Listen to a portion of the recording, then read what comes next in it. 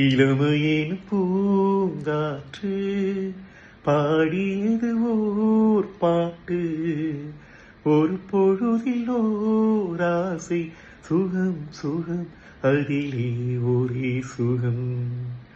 இளமையின் பூங்காற்று பாடியது ஓர் பாட்டு, ஒரு பொழுதில் ஓர் ஆசை, சுகம் சுகம் அதிலே ஒரே சுகம்.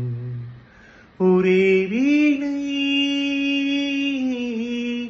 ஒரே ராகம். எல்லாரும் நல்லா பாடினீங்க அப்படின்னு நான் முதல்ல பாடினப்ப பாராட்டினாங்க. ஆனா நிறைய தடவை பாடி பல பல நூறு தடவை பல ஆயிரம் தடவை பாடியிருப்பேன். அதை முதல்ல ஸ்டேஜில் பாடுறதுக்கு முன்னாடி எஸ்பிபி மாதிரியே பாடணும் அப்படின்னு. ஒருவேளை இந்த பாராட்டெல்லாம் வரலன்னா நான் தொடர்ந்து செஞ்சுட்டு இருப்பேனா அப்படின்ற அந்த கேள்விக்கு எனக்குள்ள எப்பவுமே ஒரு பதில் இருக்கும்.